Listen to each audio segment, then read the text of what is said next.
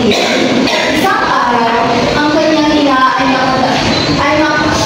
napadayo sa kanyang bahay. Hindi dinala ng kanyang mga anak ang kanilang lola. Kaya naman, napagkutya ito at nagsibalik ang mga alaala niya noong mga araw na siya ay pinapahiya ng kanyang mga kaklase dahil sa kanyang nanay. Kaya pinagsigawan niya ito ng mga masasakit na mga salita, ngunit ang sagot lamang ng kanyang ina ay, "Pasensya na po kayo, sir. Mali po ang address na napuntahan ko." Pagkatapos ay umalis ito. Isang araw ay nakatanggap siya ng imbitasyon sa reunion sa kanilang dating eskwelahan. Siya ay nagpanggap sa kanyang misis sa business trip ang kanyang pupuntahan.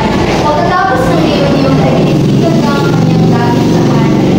Ngunit nalaman niya na patay na ang kanyang ina at may nabot sa kanya na nila. Pinakamamahal kong anak, alam mo anak, noong maliit ka pa, nagkaroon ka ng aksidente na pinawala ng isang mata. Hindi mo kaya ang lumapit ng iisa lang bata ay binigay ko sa iyo ang akin. Ikinararangan kita, anak ko. Napakasaya ko na nandun ka ngayon sa kinaroroonan mo. Napakaligaya ko makikita mo ang kagandahan ng mundo at ang mukha ng tagumpay na dahil sa akin. Nang dahil sa mata natin, lasapin mo at enjoy mo ang bagay na hindi ko nalasap at na-enjoy. Ihayakap mo ako sa aking mga ako, nagmamahal at nanay. Pagkatapos basahin, ay may nagurong kirot sa kanyang damdamin at napaiyak na lamang siya habang sinasambit ang Maraming salamat. Kaibigan dito. Sino ang pangunahing tauhan sa video ito?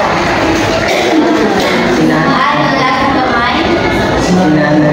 Oo, si nanay at ang kanyang anak. So ano ang aral na makukuha natin sa kwentong ito?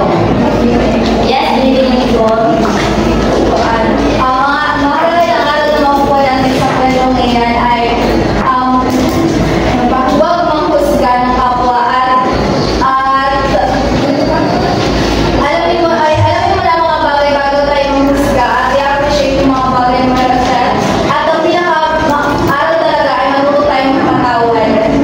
Kasi nasa huli ang pagsisisi, kagaya nga niyan, diba? Sa huli niya malalaman ang tunay na rason.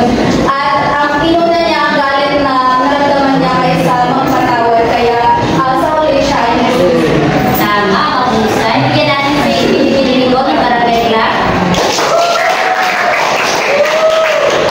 Yes, Ginoong Jeffrey. Ano ba makukuha mong aral sa kwentong binasa na binibigay ko?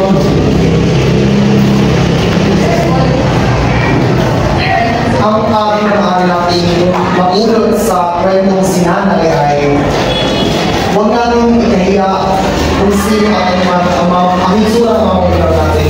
Sapagkat doon tayo nang galing. Kung ano ang sino man sila ngayon ay yun din kung sino tayo ngayon, di ba? So, sa sitwasyon din, nakita natin na nagsisisi yung anak sa pangungutya at pagkamuhi niya sa kanyang ina dahil sa isa lamang ang kanyang mata.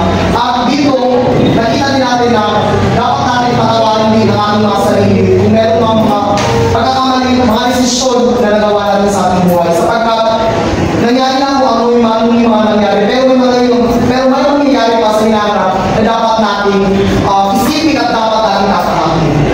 Maraming salamat. Ang aral na makukuha natin sa kwentong sinanay ay dapat natin mahalin natin ang magulang at maging mausisa o dapat alamin muna natin kung ang dahilan bago tayo magalit sa isang tao. Klaro? Klaro! So ngayon, anong pagkakaiba ng kwento ng tauhan sa kwento ng katatawanan? Kwentong tauhan at sa kwentong katatawanan. So,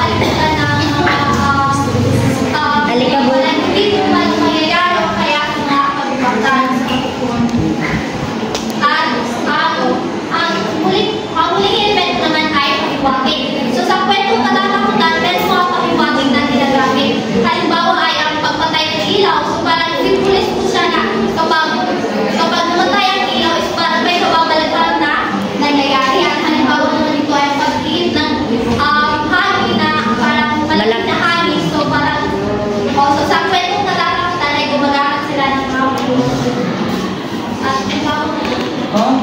Yeah.